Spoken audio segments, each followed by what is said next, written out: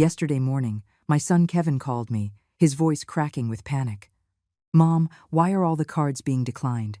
Jessica's mother and I couldn't pay for lunch at the restaurant. People are laughing at us." His desperation filled me with a satisfaction I never thought I could feel towards my own son. But to understand why I reached this point, I have to tell you what happened the afternoon before, when my daughter-in-law Jessica decided to humiliate me in front of the entire family. I am 68 years old, and for the last 10 years, ever since I was widowed, I have become the personal ATM for my son and his wife. Every whim, every craving, every unnecessary expense came out of my savings. But yesterday, while I was brewing coffee in my own house, Jessica turned to her friends who had come to visit and uttered the words that would change everything forever. "That old woman is only good for paying our bills." My son Kevin, instead of defending me, started laughing as if he had just heard the funniest joke in the world. I just stood there, coffee pot in hand, watching them make fun of me in my own living room. My hands trembled, but not from sadness. They trembled with a cold rage I had never felt before, because in that moment, I understood something I had been denying for years. To them, I wasn't a mother. I wasn't a mother-in-law. I wasn't even a person. I was just a bank account with legs. For 10 years, I was their financial salvation. When Kevin lost his job, I paid his rent for 8 months. $800 a month that came out of my retirement fund without him lifting a finger to look for a real job. When Jessica wanted to replace her entire wardrobe because she needed to look professional, it was $3,000 on my credit card. When they wanted to go on vacation to Cancun because they deserved it after so much stress, another $5,000 disappeared from my savings. I was never invited on those vacations, of course. I was good for paying, not for accompanying them. "It's a romantic trip, Mom," Kevin would tell me whenever I hinted that I'd like to see the beach. "You understand, right?" And I, like the idiot I was for years, always understood. I always paid. I always stayed quiet while they lived the life that I financed. The final straw came 3 months ago, when Jessica decided she needed a new car. "The one we have is getting so old, Eleanor," she told me in that syrupy voice she used when she wanted something expensive. "Besides, if we're going to have children soon, we need something safer." $15,000 for the down payment. $15,000 that represented 2 years of my savings. But I paid it, as always, because it was for the good of the family. But yesterday, after hearing those poisoned words, after watching my own son laugh at me, something changed in my heart forever. I couldn't sleep that night. Not because of sadness, but because of a clarity that burned inside me. I got up at 3 o'clock in the morning, turned on my computer, and began to make the decisions I should have made years ago. First, I canceled all the authorized user cards they had in my name, every one of the 5 cards they used, as if they were their own. Then, I closed the joint savings account where I deposited money every month for emergencies that were never real emergencies, but rather expensive restaurant bills and designer clothes. I also changed all the passwords to my bank accounts and removed their names from my automatic transfers. At 6 o'clock in the morning, when I was finished, I poured myself a cup of coffee and sat in my favorite armchair. For the first time in years, I felt at peace. I knew that soon my phone would ring, and on the other end would be my son, desperate, humiliated, demanding an explanation, and I would be ready to give him one. The phone rang at exactly 9:15 in the morning. I was sitting in my kitchen, enjoying my second coffee of the day, when I saw Kevin's name on the screen. I didn't answer immediately. I let it ring 3 more times while I savored this moment of power I hadn't felt in decades. When I finally answered, his voice was desperate, almost hysterical. "Mom, why are all the cards being declined? I'm here at the Hawthorne Grill with Jessica's mother. We wanted to have lunch and celebrate her birthday, but none of the cards work. It's humiliating. People are staring at us, the waiter is getting impatient, and I don't have enough cash to cover a $200 check. What is going on?" The irony was delicious. They had chosen the Hawthorne Grill, the most expensive restaurant in town, to impress Jessica's mother.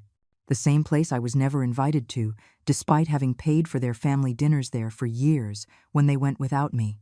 Now they were there, surrounded by the high society they so desperately wanted to impress, and they couldn't even pay for a single plate. "Good morning, Kevin?" I replied with a calm that surprised even me. The cards are canceled because I've decided I'm no longer going to finance your lifestyle. What?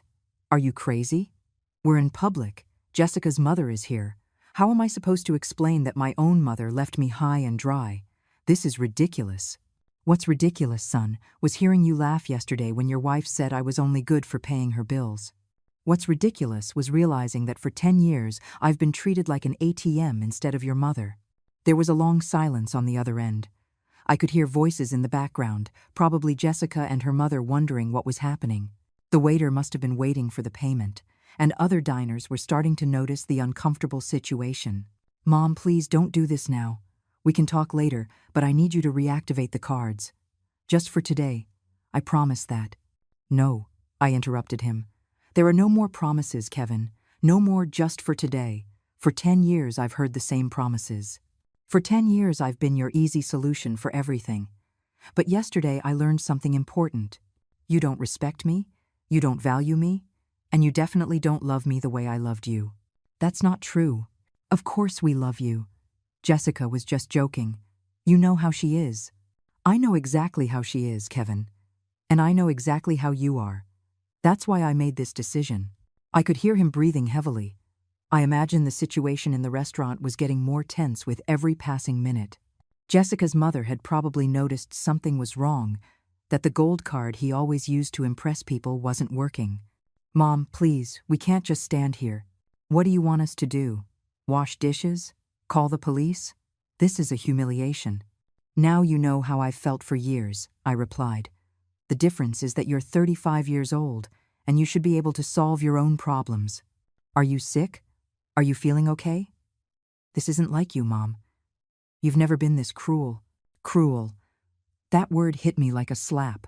I was cruel? After years of sacrificing, of depriving myself of things I wanted to give them everything they asked for, after working until I was 65 to ensure they would have a decent inheritance, after being left alone every Christmas while they traveled with my gifts of money. Cruel was you laughing at me yesterday, I said with a coldness I didn't know I possessed. Cruel was treating me like I was invisible for years, except when you needed money. Cruel was making me feel that my only value as a mother and as a person was my bank account. Mom, Jessica didn't mean it like that. Jessica said exactly what she was thinking. And you agreed with her. You both made it very clear what my place is in your lives. I heard louder voices in the background. Jessica asking what was going on, her mother making comments I couldn't quite distinguish, but that sounded annoyed. The waiter had probably brought the check by now, and was waiting with that forced patience they use when they know there's a problem. Look, Mom, I get that you're upset, but this isn't the way to solve it. We can sit down and talk like adults, but right now I need you to help me. Just this one more time, and then we can change things. Just this one more time. I laughed, and my own laughter sounded strange and bitter. Do you know how many times I've heard that phrase? Do you know how many last times I've financed over the past 10 years? But Mom, no, Kevin, not this time. This time you're going to have to find another solution. You have jobs, you have friends, you have in-laws. Figure it out. How are we going to explain to Jessica's mother that my own mother abandoned us in a restaurant? How am I going to face the people who know us? Everyone is going to be talking about this. And there it was, the naked truth.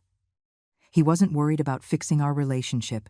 He wasn't reflecting on how they had treated me. He only cared about his image, his reputation, what people would think. Just like always. That's your problem to solve, son. For years I worried about your image, your comfort, your happiness. Now it's time for me to worry about mine. You can't do this. You're my mother. Exactly. I'm your mother, not your employee. I'm your mother, not your personal bank. I'm your mother, not your financial safety net. And as your mother, I should have taught you years ago how to stand on your own 2 feet. There was another silence, longer this time. I could feel his desperation through the phone.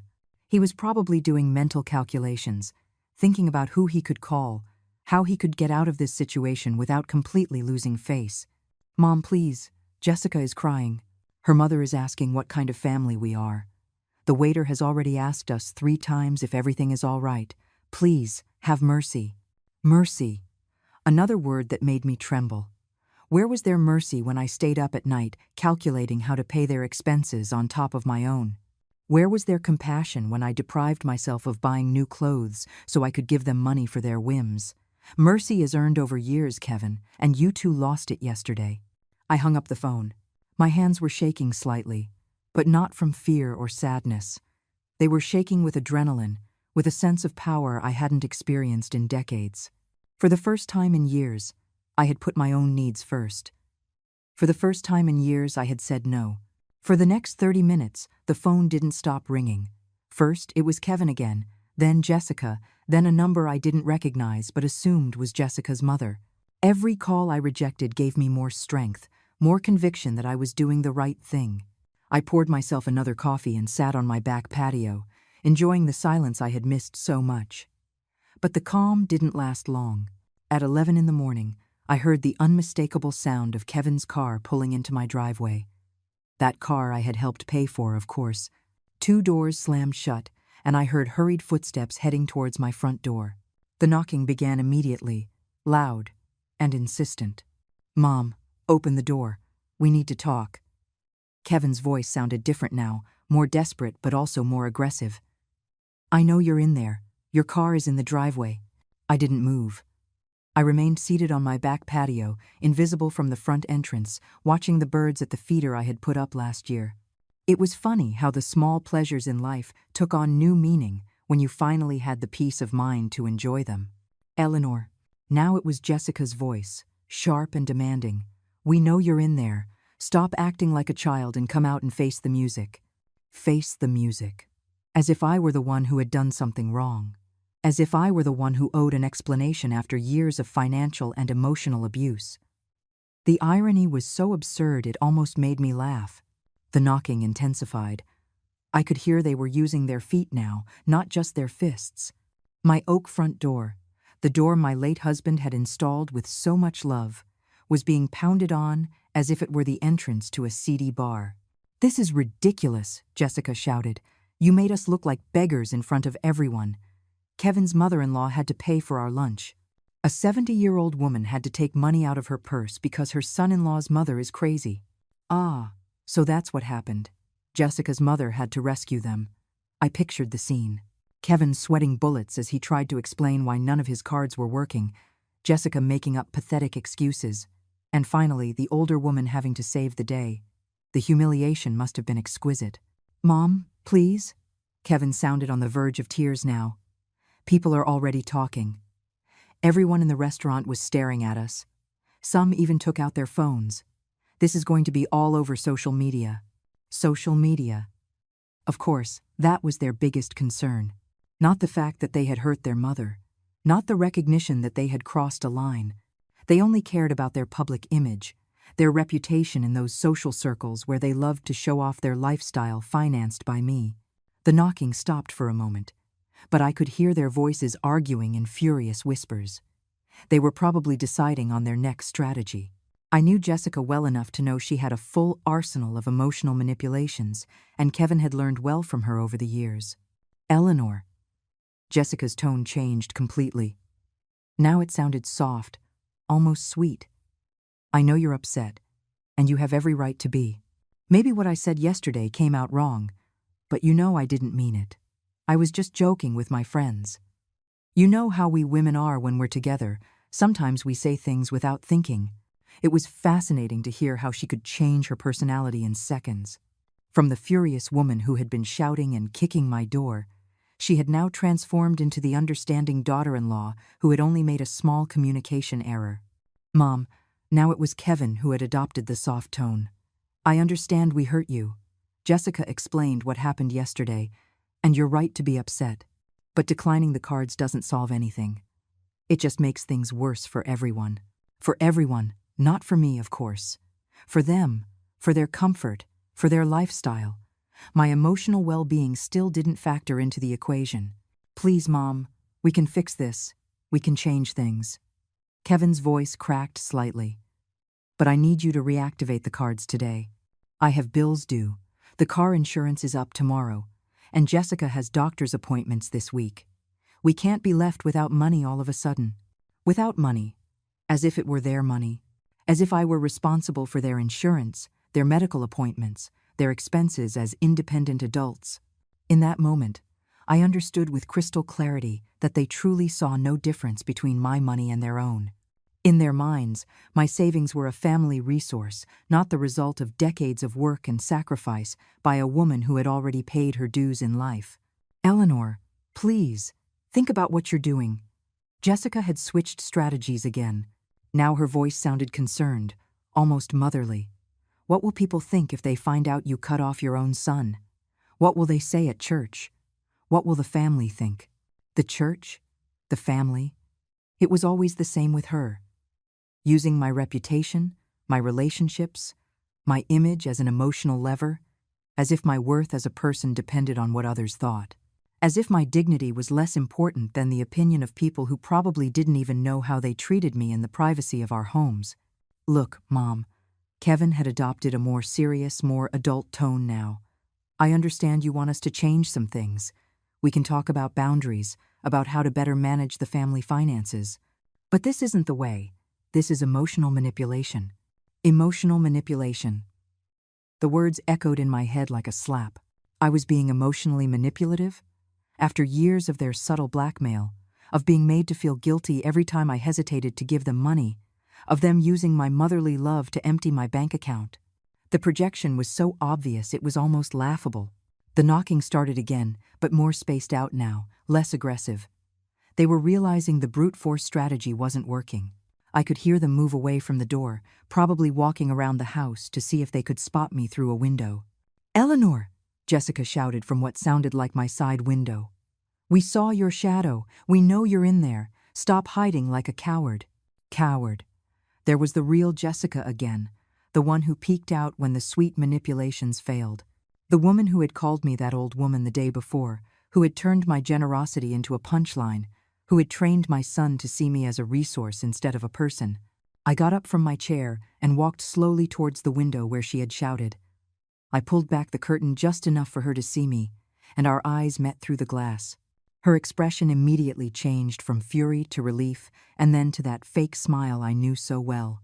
"There you are," she exclaimed, as if she had just found a lost child. "Come on, open the door, and let's talk like a family." I looked her directly in the eye for a long moment, feeling a strange calm. Then, very slowly, I closed the curtain again.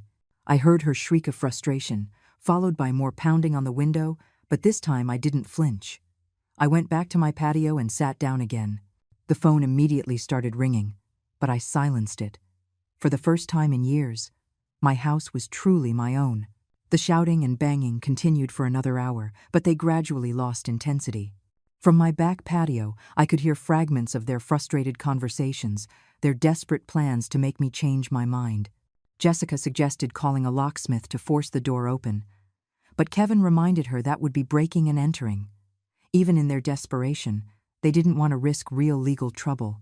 Finally, I heard the car doors slam shut and the engine driving away. But I knew this was far from over.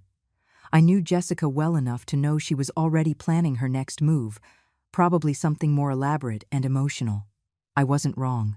At 3 o'clock in the afternoon, my phone started ringing with unknown numbers. First, it was Jessica's mother, her voice polite but firm. "Eleanor, dear, I think there's been a misunderstanding. Jessica told me what happened, and I'm sure we can resolve this like civilized adults." I hung up without responding. Then it was my sister Carol, who lives in another state and had obviously received a heavily edited version of the events. "Eleanor, Kevin called me, very worried. He says you're acting strangely and that you left them high and dry at a restaurant. Are you okay? Are you feeling sick?" "I'm perfectly fine, Carol," I responded. "Better than ever, in fact. But I don't understand. Kevin says you canceled all their cards without any warning. That doesn't sound like the Eleanor I know. You've always been so generous with your family." "Maybe that was the problem," I said. "Maybe I was too generous for too long. But, Eleanor, they're your family. Jessica says you're punishing them for an innocent joke. Surely you can sit down and talk this out." An innocent joke. It was impressive how Jessica had managed to rewrite history in just a few hours. From a cruel humiliation in front of guests, It had now become an innocent joke that I had misinterpreted because I was too sensitive. "Carol, have you ever felt like an ATM for your children?" I asked directly. "What?" "No, why do you ask?" "Because that's exactly what I am to Kevin and Jessica. And yesterday, I finally realized it." "Eleanor, you're exaggerating. Parents always help their children. It's normal. Is it normal to pay your adult son's rent for years? Is it normal to finance their vacations while you stay home alone? Is it normal for them to make fun of you for being generous?" Carol was quiet for a moment. "Well, maybe they've taken advantage of your generosity a little, but cutting everything off at once seems very drastic." "You know what's drastic, Carol? Working until you're 65 to ensure a decent inheritance for your son, only to find out he's already spending it while you're still alive." After that conversation, I decided to unplug the landline. I put my cell phone on airplane mode. I needed silence to process everything I was feeling, to plan my next steps. That night, as I prepared my dinner alone for the first time in months without the anxiety of waiting for calls, asking for money, I realized something important. I didn't feel guilty. My whole life, I had been trained to feel guilty when I didn't meet the needs of others, especially my family. But this time, that familiar guilt wasn't there. In its place, I felt something I hadn't experienced in years. Mental clarity, as if I had been living in an emotional fog and could finally see clearly. Every decision I had made in the last 10 years played out in my mind like a movie, and I could see patterns I hadn't wanted to acknowledge before. The cycle was always the same. Kevin or Jessica would approach me with a temporary financial problem. I would initially resist. They would apply emotional pressure. "It's just this one time. We're desperate. What will people think?" I would give in. They would solve their immediate problem, and a few weeks later, a new temporary problem would appear. There was never a real repayment plan. There was never a genuine acknowledgement of my sacrifice. And there was definitely never an invitation to participate in the benefits of my own generosity. I paid for their vacations, but I wasn't invited. I financed their dinners at fancy restaurants, but I ate alone at home. I covered their medical expenses, but no one asked about my health. I got up and walked to my study, where I kept all my financial documents. It was time to run the actual numbers, to understand exactly how much I had spent on them over the years. I pulled out my bank statements from the last 5 years and started calculating. The figure was devastating. $86,000. $86,000 in 5 years. And that didn't even count the years before, when I wasn't keeping such detailed records. It was more than half of my entire retirement savings, more than what many people earn in 2 years of work. But the most painful part wasn't the amount of money. It was realizing that in exchange for those $86,000, I had received mockery, indifference, and the treatment of being seen as an obligation rather than a blessing. As I went through the numbers, I found something that made me tremble with rage. They had been using one of my cards for premium streaming services, expensive gym memberships, and subscriptions to magazines I didn't even know existed. Small monthly charges that added up to hundreds of dollars a year, money automatically coming out of my account to pay for luxuries I never enjoyed. That night, I made another important decision. I took my will out of the file cabinet and read it carefully. I had drafted that document 5 years ago, when I still believed I was securing the future for a loving and grateful family. Kevin was the sole beneficiary of the house, the savings accounts, the investments, everything, but now I saw that will with different eyes. Why should I leave my entire estate to someone who had already spent more than half of it while I was still alive? Why reward with an inheritance the person who had treated me like a resource instead of a mother? I decided that the next day I would call my lawyer to schedule an appointment. It was time to make some major changes to my estate plans. If Kevin wanted to treat me like a bank, then he would have to settle for the interest, not the principal. I went to bed that night with a strange but liberating feeling. For the first time in years, I had made decisions thinking solely of my own well-being. For the first time in years, I hadn't stayed awake worrying about the financial problems of other adults.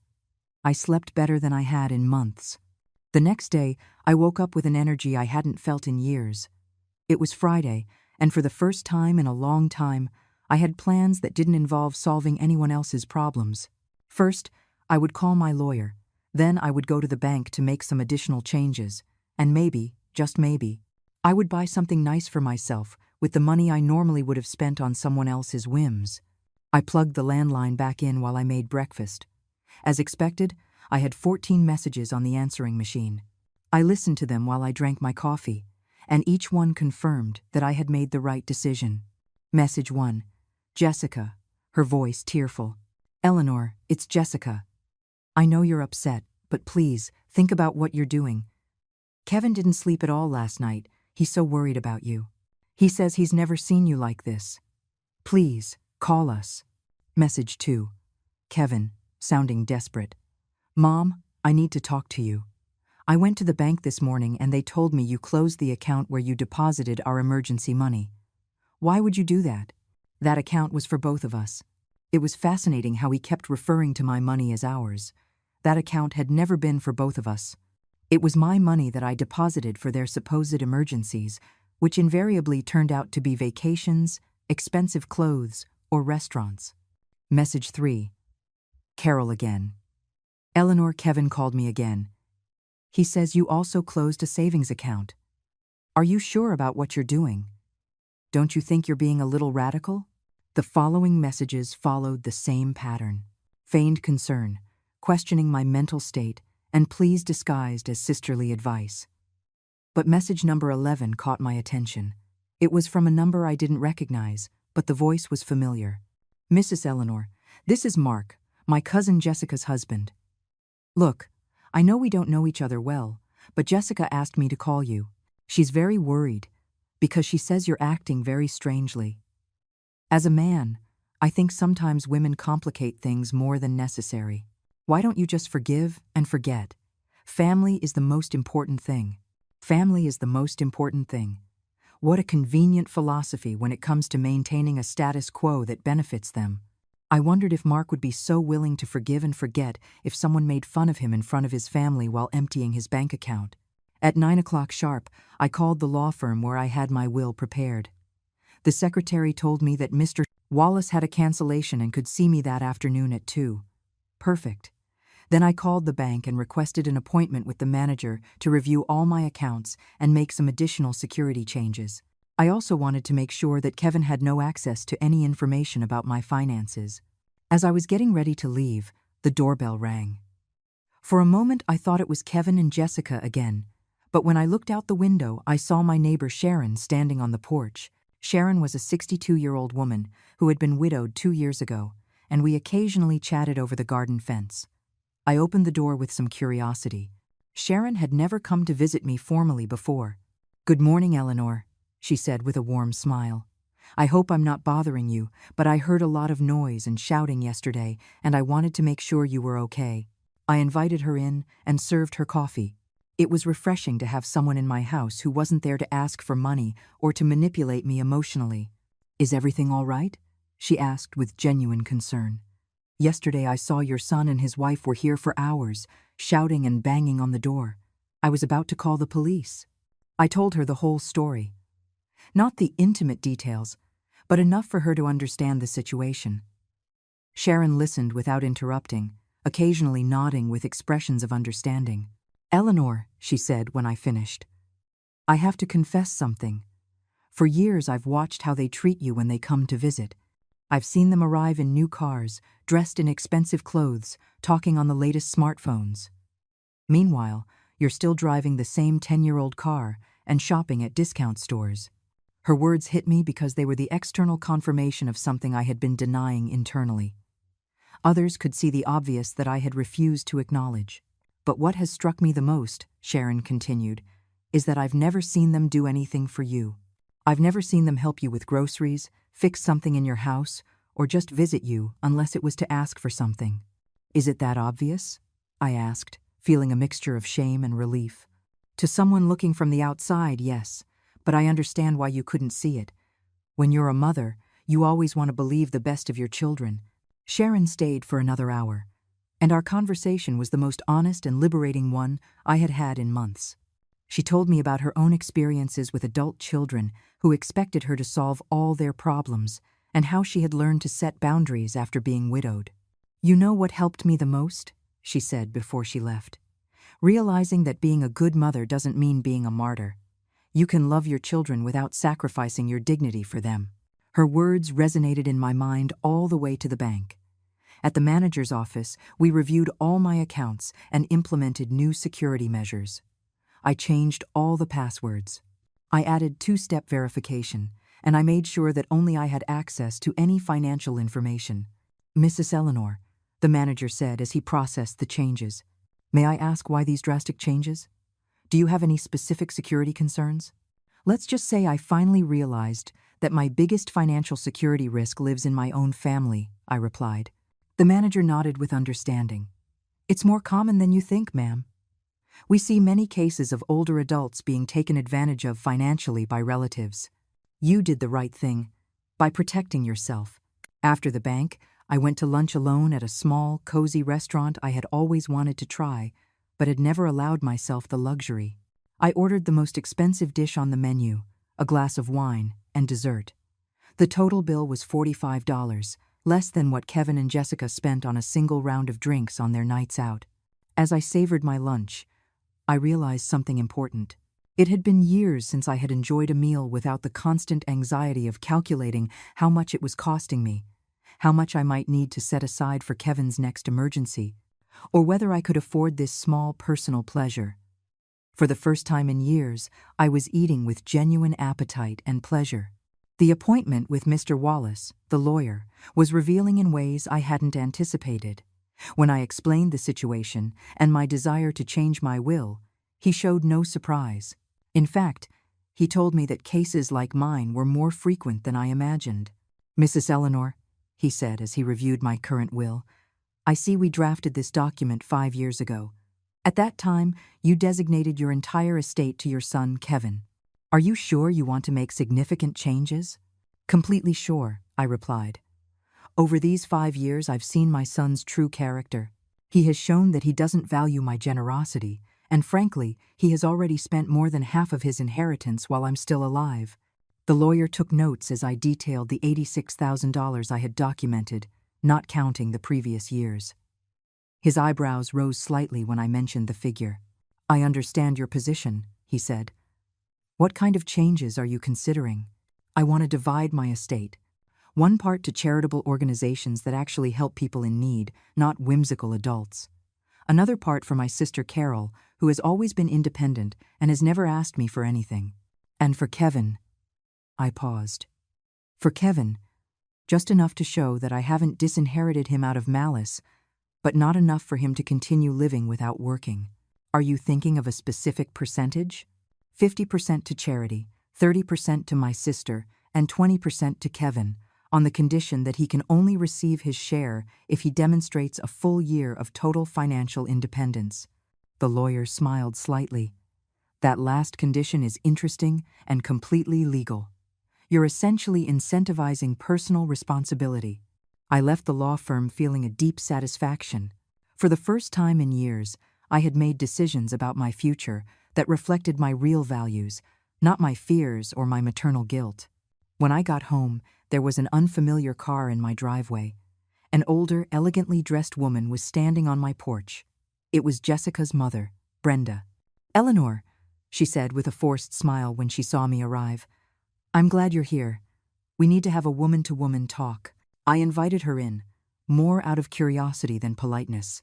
I wanted to hear what version of the events this woman had received. "Look, dear," Brenda began once we were seated, "I know there was a misunderstanding yesterday between you and the kids. Jessica told me everything, and honestly, I think you're blowing the situation out of proportion." "Blowing it out of proportion?" I asked. "Well, yes. Jessica says she made a comment that you misinterpreted, and now you've taken very drastic measures. Canceling your own son's credit cards?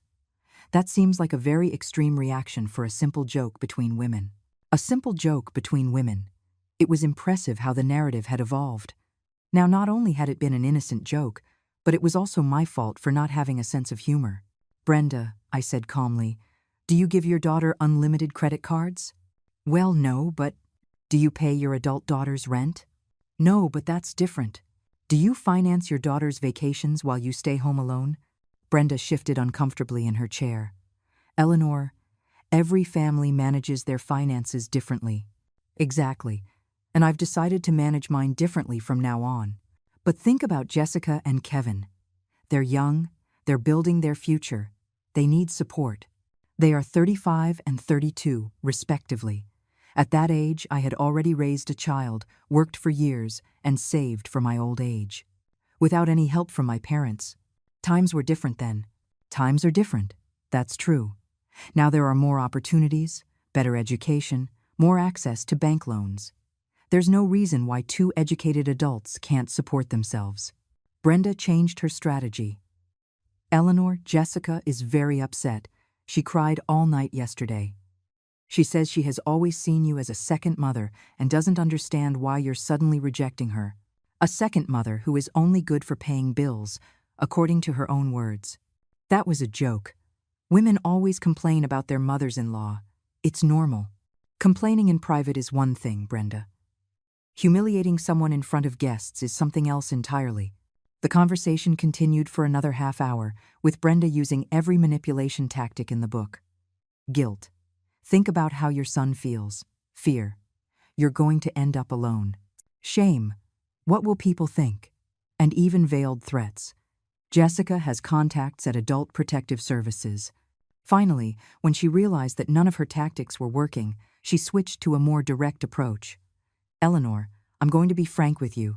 Jessica and Kevin are considering seeking legal help. There are ways to have a person declared mentally incompetent if they show erratic behavior with their finances. There it was. The real threat behind all the emotional manipulation. If I didn't give in voluntarily, they would try to take away my control over my own finances by force. Brenda, I said, standing up, I suggest you consult with a good lawyer before you try that. I just came from an appointment with mine, and he assured me that a person protecting their finances from family abuse is demonstrating mental competence, not the opposite. Her expression changed immediately. She realized she had shown her hand too soon. I didn't mean... She began to backtrack. Yes, you meant exactly that, I interrupted. And now that I know what your true intentions are, I believe this conversation is over. I walked her to the door in silence. Before she left, she said, Eleanor, I hope you reconsider. A family war benefits no one. There is no war, Brenda. There is only a woman who has finally learned to value herself. After she left, I sat in my living room and reflected on what I had just heard. Not only were they planning to intensify the emotional manipulation, but they were also considering legal measures to regain control over my money. That night I called Mr. Wallace and told him about Brenda's threat. He reassured me, explaining that to declare someone mentally incompetent requires solid medical evidence and an extensive legal process. Acting responsibly with one's personal finances does not qualify as evidence of incompetence. However, he warned me, I recommend you document everything, record conversations if possible, keep records of their threats, and consider getting a preventative psychological evaluation to have evidence of your mental competence. That night, for the first time since this all began, I felt a little bit of fear. But it wasn't fear of doing something wrong. It was fear of how far they would be willing to go to regain control over my money. But I also felt something stronger than fear, determination.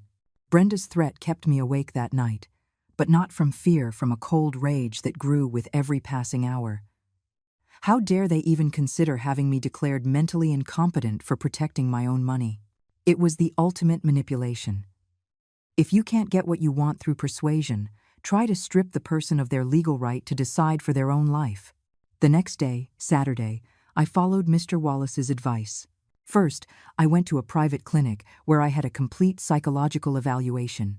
The doctor, a professional woman in her 50s, listened as I explained the situation. Mrs. Eleanor, she said after 2 hours of tests and interviews, let me be perfectly clear. You are demonstrating exceptional mental lucidity. Recognizing patterns of abuse, establishing healthy boundaries, and protecting your financial resources are signs of a completely competent mind. In fact, I would say you're acting more rationally now than when you were enabling the financial abuse. She gave me an official report documenting my full mental competence, dated and sealed. It was my insurance policy against any future legal challenges. When I got home, I found Sharon working in her garden. She came over to the fence that separated our properties with a worried expression. Eleanor, an older woman, came by yesterday asking about you. She wanted to know if you had been acting strangely lately. I told her you seemed happier and more relaxed than ever. I told her about Brenda's visit and her veiled threat. Sharon listened with growing indignation. "That's unbelievable," she exclaimed. "Trying to have you declared incompetent for not wanting to give away your money? It's the most absurd thing I've ever heard." "What bothers me most," I said, "is that they truly believe they're entitled to my money. They don't see it as my estate. They see it as their inheritance, paid in advance." "You know what you need?" Sharon said with a mischievous smile. "You need to get out and enjoy your freedom. When was the last time you did something just because you wanted to?" She was right. I had spent so many years living according to the needs and demands of others that I had forgotten what it felt like to do something simply for personal pleasure. "There's a 5-day cruise that leaves next Wednesday," Sharon continued. "I was going to go with my sister, but she had to cancel for health reasons. Would you like to come with me?" The idea thrilled me immediately. When was the last time I had traveled for fun? When had I slept in a bed that wasn't my own, eaten at a restaurant without calculating the cost, or simply relaxed without the constant anxiety of Kevin's next financial crisis? "I'd love to," I replied without hesitation. That afternoon we booked the cruise. $500 per person for 5 days, all inclusive. It was a fraction of what I had spent on Kevin and Jessica's last vacation, but this time it would be for my own enjoyment. Sunday morning, as I was researching what to pack for the cruise, the doorbell rang. It was Kevin, alone this time. He looked terrible, deep dark circles under his eyes, wrinkled clothes, a desperate expression. "Mom," he said in a broken voice, "please, we need to talk." "No, Jessica, no shouting, just you and me." I let him in, but kept my emotional distance. I had learned to recognize when I was being manipulated. "Mom, I'm desperate," he began. "The car insurance is due on Monday, and I don't have the money to pay it. If I don't renew it, I can't legally drive. And without a car, I can't get to work." "How much is the insurance?" I asked. $250. "And how much did you earn last month?" $2,500. But what, Kevin?" "But we have expenses. The rent, food, utilities. And what else do you spend it on?" He was quiet for a moment. "Mom, you don't understand. Life is expensive." "Life is expensive when you have a lifestyle you can't afford," I replied. "Tell me something, son. How much did you spend on restaurants last month?" "I don't know. Maybe. How much do you spend on streaming services, gym memberships, food delivery apps?" "That's different, Mom. Those are basic necessities." "Streaming services are basic necessities?" "In the modern world, yes. You can't live like a hermit." There it was, the fundamental problem. Kevin genuinely believed that luxuries were necessities, and that real necessities were someone else's responsibility. "Kevin," I said calmly, "you're 35 years old. You have a college education. You have a job. Why can't you pay a $250 car insurance bill? Because there's no money left over after everything else. Then cut back on everything else. Period." "It's not that easy. You can't just cut expenses like that." "Why not?" he asked, visibly frustrated. "Because we have a life to maintain. A life you can't afford. But you've always been there to help us." And there was the naked truth. He wasn't asking for temporary help. He was claiming what he considered his right. In his mind, I was a permanent part of his financial structure, not a mother who occasionally provided support. "Kevin, I'm going to ask you something, and I want an honest answer. In these 10 years, have you ever made a real budget and tried to live on your salary alone?" He fell silent. "Have you ever considered moving to a cheaper apartment?" Silence. "Have you ever voluntarily cut back on expenses so you wouldn't have to ask me for money?" "Mom, those are unfair questions." "Unfair? It's unfair to ask a 35-year-old man if he's tried to live within his means? You don't understand the pressure we're under. Jessica has expectations. Her friends live a certain way. We can't look poor. And when did you ever consider that my expectations and my financial pressure mattered?" For the first time in the conversation, Kevin was completely silent. I could see in his eyes that he was processing something he had never considered before. "Mom," he said finally, his voice softer. I never thought. I didn't know you felt pressured. Really? You never noticed that I was eating beans and rice while you went to expensive restaurants? You never wondered why I never bought new clothes for myself, but always had money for your emergencies? Tears began to roll down his cheeks. I thought you liked helping us. I thought it was your way of showing love. And it was, Kevin. But you turned my love into an obligation. You turned my generosity into an expectation. And finally, you turned my sacrifice into a punchline. Mom, what Jessica said was the straw that broke the camel's back, but the glass had been filling up for years. Kevin cried silently for several minutes. When he finally spoke, his voice sounded different, more mature. What can I do to fix this? You can start by paying for your own car insurance. Kevin sat in my living room for almost an hour after our conversation. We didn't talk much more, but I could see that something had changed in his expression. For the first time in years, he seemed to be genuinely reflecting on his behavior instead of just looking for ways to get what he wanted. When he finally left, he said, Mom, I'm going to find a way to pay for the insurance, and we're going to have a serious talk about our spending. I didn't completely believe him, but at least it sounded like a first step toward maturity. On Monday morning, while I was packing for my cruise on Wednesday, I received an unexpected call. It was Jessica, but her tone was completely different from the one she had used in the preceding days. Eleanor, she said in a calm voice, I know things have been tense between us. Could we meet for a coffee? Without Kevin, without drama, just the two of us. I agreed, more out of curiosity than any hope of reconciliation. We met at a small coffee shop near the mall. Jessica arrived dressed more simply than usual, without the expensive jewelry and designer clothes she normally wore. She looked tired, but also more humble. Eleanor, she began after we ordered our coffees, I want to sincerely apologize for what I said last week. It was cruel, disrespectful, and completely inappropriate. What made you change your mind? I asked directly. Honestly, the humiliation at the restaurant. But not just that. These past few days, I've had to face the reality of our finances without your support, and I realized something terrifying. What was that? That we have no idea how to live within our means. We've been living like we were rich for years, because you were financing the difference between our income and our expenses. It was the first time I had ever heard Jessica offer an honest reflection on her financial situation. Yesterday, she continued, Kevin and I sat down and made a real budget, just with our salaries, without outside help. Do you know what we discovered? Tell me, that we spend almost double what we earn. Double, Eleanor.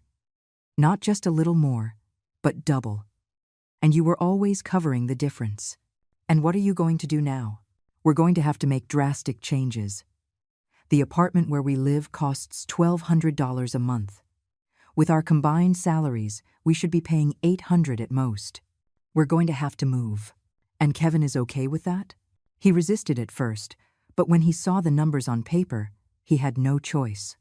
We're also going to have to cancel memberships, services, and completely change how we socialize. Jessica paused to take a sip of her coffee. Eleanor, I want to ask you something, and please be honest with me. When did you start to resent our financial dependence? The question surprised me with its directness. I think the resentment grew gradually, but it crystallized when I realized that you didn't just expect my help. You took it for granted. When was that? When you stopped asking for money and just started using it. When the authorized user cards became normal. When my savings became your automatic emergency fund. Jessica nodded with an ashamed expression. You're right. At some point, we stopped seeing you as a person who was helping us and started seeing you as a resource. Exactly. Is there any way we can rebuild our relationship? She asked. Jessica, I'm going to be completely honest with you. The relationship we had before no longer exists. That relationship was based on an unsustainable dynamic where I gave and you took. If we want to build something new, it has to be on completely different foundations. What kind of foundations? Mutual respect, financial independence on your part, and a relationship where my value isn't determined by my economic utility. Jessica was silent for a long moment. Does that mean you'll never help us again? It means that if you ever need real help, in a genuine emergency, after you've proven you can live responsibly on your own, we could consider it. But it would be help, not a permanent subsidy. How long would we have to prove our independence? It's not a test with a deadline, Jessica. It's a life change. If you can maintain a balanced budget, live within your means, and build your own emergency savings, then you will have demonstrated real financial maturity. And our vacations? Our dinners at expensive restaurants? Those are things you'll have to earn with your own work, like most people do.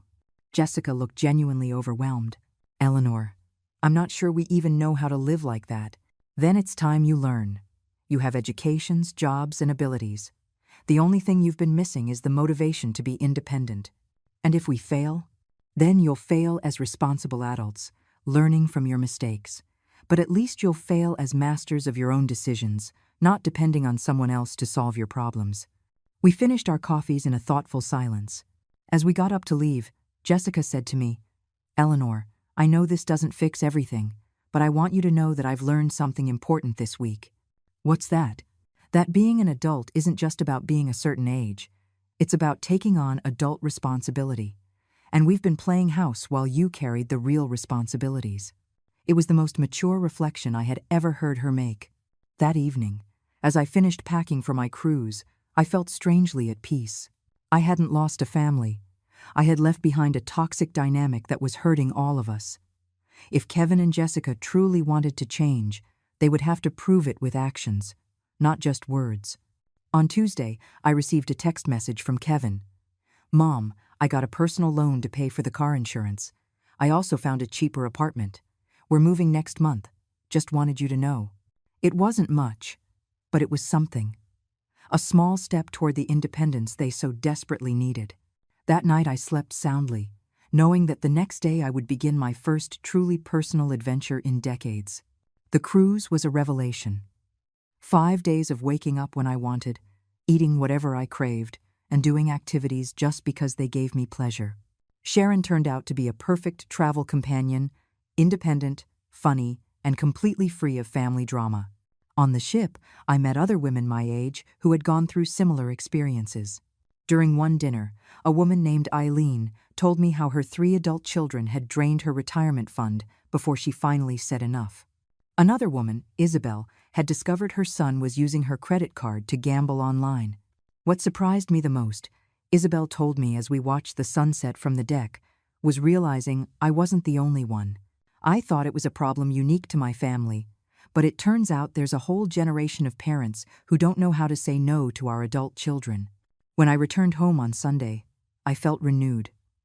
5 days without a single call asking for money, without financial anxiety, without the constant burden of solving other people's problems. It was like remembering who I was before I became the family bank. There were several messages on my answering machine, but to my surprise, none was a desperate demand for money. Kevin had called twice just to see if I had gotten home safely from the trip. Jessica had left a short message. Hope you enjoyed your cruise. We'd love to hear about your experience when you have time. On Monday morning, Sharon came over with coffee and pastries to hear all the details of the trip. As we were chatting on my patio, I saw Kevin's car park in my driveway. But this time, instead of getting out immediately and heading for my door, he sat in the car for several minutes. When he finally rang the doorbell, his expression was different. He seemed nervous, but also more mature somehow. Mom, he said when I opened the door. I know you just got back from your trip, but could we talk for a moment? I invited him in. Sharon excused herself discreetly and went back to her house. Mom, I wanted to tell you what we've been doing this week, Kevin began. Jessica and I moved into a smaller apartment. We're paying $600 less in rent a month. How do you feel about the change? Honestly, it was hard at first. The apartment is smaller, it's in a less fancy neighborhood. But after a few days, I realized something important. What's that? That I can sleep soundly knowing we're paying for everything with our own money. I don't have that constant anxiety of not knowing how we're going to cover next month's bills. It was the first time I had heard Kevin talk about financial anxiety from his perspective. It had never occurred to me that he might have also been stressed by the unsustainability of his lifestyle. We also canceled the expensive gym memberships and joined a basic one that costs a fifth of the price, he continued. And Jessica found a part-time job on weekends to bring in extra income. Jessica is working more? Yes, and it was her idea. She says she wants to contribute more actively to our finances instead of just managing money that comes from other places. I was surprised to hear that Jessica had taken that initiative. Mom, I also wanted to formally apologize. Not just for what happened 2 weeks ago, but for all these years. I never realized I was treating you like an ATM instead of my mother. What made you realize it? When we had to make our first real budget, I realized I had no idea how much it actually cost to live.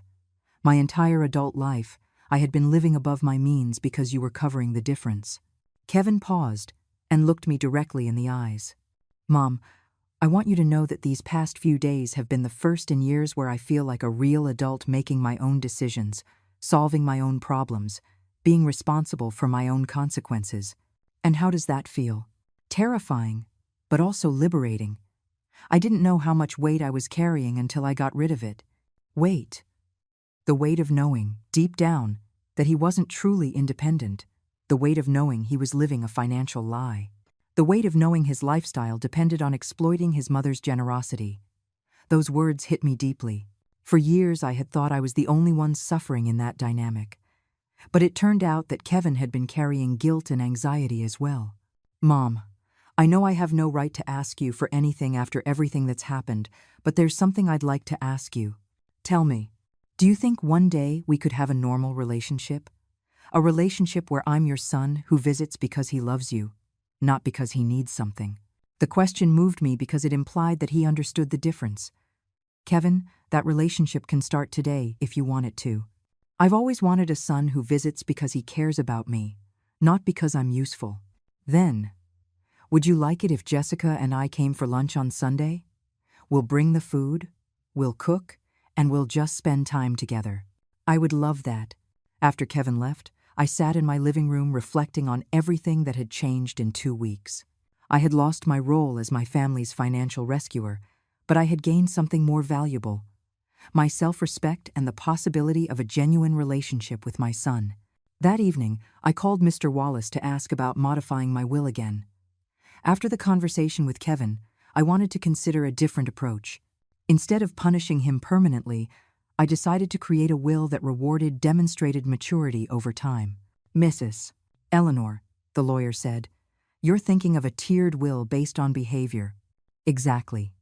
If Kevin demonstrates real financial independence for 2 consecutive years, he could receive a larger portion. If he continues that pattern for 5 years, another portion. But if he falls back into his old habits, we revert to the original plan. It's a smart structure. It incentivizes long-term personal growth. As I hung up the phone, I realized that for the first time in years, I was planning my future based on hope instead of fear. Hope that my son had truly learned and grown. Hope that our relationship could heal.